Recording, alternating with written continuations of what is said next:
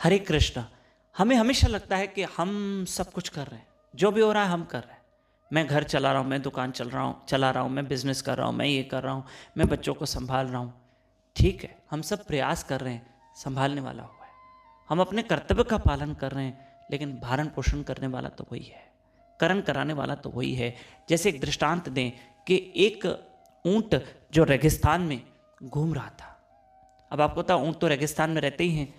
तो अचानक एक बार क्या हुआ कि रेगिस्तान में बरसात हुई। ज़्यादातर वहाँ बरसात होती नहीं, तो बरसात हुई एक बार। तो एक ऊंट था जो उस पानी में बहुत भीग रहा था, उसको छुपने के लिए जगह चाहिए थी।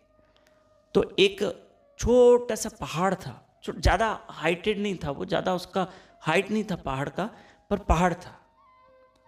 और उस पहाड़ के अंदर एक छोटी सी गुफा जैसी जगह थी, और ऊंट वहाँ चला गया और उस पहाड़ के नीचे जो गुफा जैसा कोई बना था स्थान, वहां पर ऊंट रुक गया और वो भीगने से बच गया। अब ऊंट इंतजार कर रहा था। उसकी गर्दन बाहर थी, क्योंकि उसकी गर्दन ऊंची होती है, उसकी गर्दन बाहर थी, लेकिन इंतजार कर रहा था कि बरसात बंद हो, बरसात बंद हो, बरसात बंद हो, तो फिर मैं आगे जाऊं। बहुत देर हो गई, बरसात हो ही रही थी और ऊंट उस अंदर छुप गया था, पर गर्दन बाहर थी। तब जब ऊंट ने देखा गर्दन यहां करके ऊपर करके, तो उसने कहा, अरे इतना बड़ा पहाड़ मेरे पीठ के ऊपर। तब उस ऊंट को लगा कि ये पहाड़ मैंने उठा के रखा है, मेरे पीठ के ऊपर है, मैंने उसको उठा के रखा है। थोड़ी देर के लिए ऊंट को लगा, ये पहाड़ मैंने उठा के रखा है, देखो कितना बड़ा पहाड़ है जो मैं संभाल के बैठा हूं, जो मैं संभाल रहा हूं। लेकिन जैसे बरसात पूरी हुई, ऊंट बाहर आया तो क्या देखे, पहाड़ तो अपनी जगह पे है। तो वो अपने ऊपर ही हंस रहा था कि इसका मतलब मैंने पहाड़ को नहीं संभाला था, पहाड़ तो अपनी जगह पे है। हाँ, मुझे तो पहाड़ ने उल्टा बचाया बरसात से। तब उसको एहसास हुआ और वो ऊंट आगे निकल गया। बस हमें भी ऐसे लगता है, इस दृष्टांत से हमें सीखना है। हमें सीखना है क्या, कि हमें भी लगता है कि मैं घर संभाल के बैठा हूँ, मैं बच्चों को संभाल के बैठा हूँ, मैं दुकान को संभाल के बैठा हूँ, मैं हूँ तो घर चल रहा है, मैं हूँ तो बिजनेस चल रहा है, मेरी वजह से ये सब कुछ हो रहा है।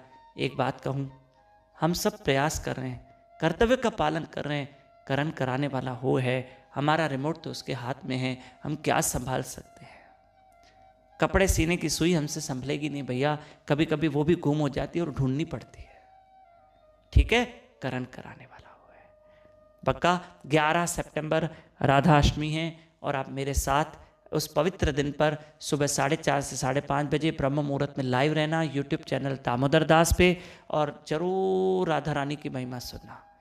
और इन दिनों मैं आपको एक और अच्छी बात बताऊं कि श्री वृंदावन धाम की महिमा चल रही है। सुबह 4:30 बजे मेरे साथ श्री वृंदावन धाम की महिमा सुनिए यूट्यूब चैनल दामोदर दास पे लाइव रहकर।